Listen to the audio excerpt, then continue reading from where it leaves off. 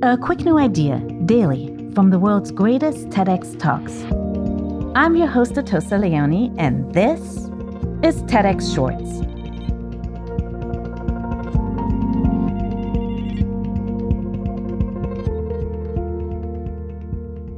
Today, Gina Ochsner's talk is about revolution. As an award-winning writer who spent years studying the singing protests that occurred in the late 20th century in the Baltics, she's learned that real change requires creative methods of protest. In a year of mass protests, people everywhere have found ways to gather peacefully to fight injustice. Could it be that the simple act of listening to each other's stories is the most effective tool of resistance we have? Words matter. And the word revolution, it's a big one. And it's a significant word because it means different things to different people. And it's kind of a flexible, Gumby-like word that gets stretched into a variety of contexts. And I remember the first time I encountered that word, I was 19. It was 1989. I was kind of fresh out of high school. My big personal revolution was I started reading the newspaper. And I saw that December the word revolution, and then I saw Romania.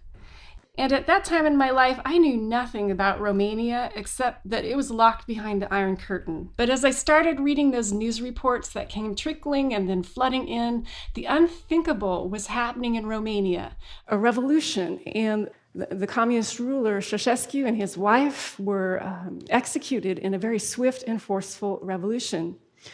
A few years ago, I went to northeast Romania, to the town of Timișoara, where the revolution started, because I wanted to know, more about this. How did this start? Why did it start?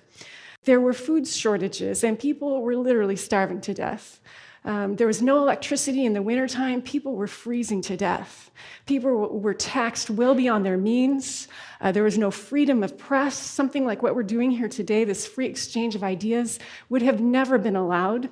And yet, in the midst of this incredible and utterly repressive regime, a lone voice of protest rose up. And it was that of Reverend Tokash, a Reformed pastor living in northeastern Romania. And he didn't call people to violence. He didn't call people to arms. He simply preached.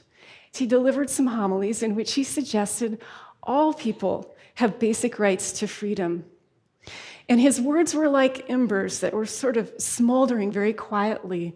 And then very suddenly, those embers ignited into a flame. And people from all parts of Romania started gathering together in the city squares to protest. This is a wonderful example of a somewhat ordinary person using his words to an extraordinary effect. But it wasn't an isolated incident. And such was the case in Czechoslovakia. And the Czech citizens knew as those tanks came rolling in that they were absolutely out-resourced, outnumbered. They really couldn't count on Western support. Creative protest was really all they had. And so that's what they used. Writers and artists and poets and playwrights were churning out an impressive body of anti-Soviet pro-freedom work. And over time, all of this nonviolent protest had an accumulative effect. Of what relevance do these stories happening in faraway places have for someone like me? I am not an important political activist.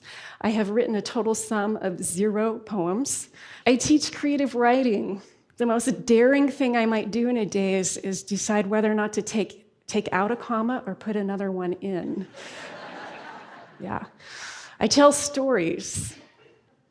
But that means daily, then, I have choices. How will I talk to students and colleagues and the gas attendant and the cashier at the grocery store?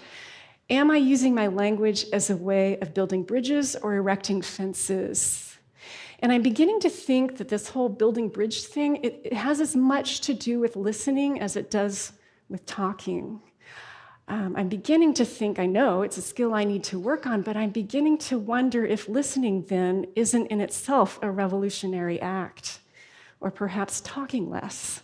This will be more popular with some folks, less so with others, but it seems to me the point is, our words are so precious, we cannot scatter them thoughtlessly to the wind and just hope something happens with them, or worse, not care if it doesn't.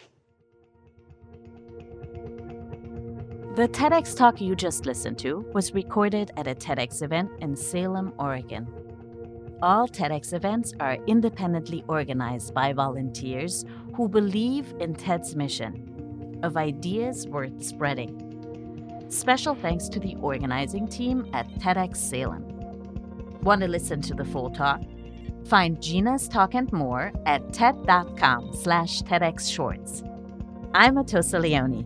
Thanks for listening, and see you next time.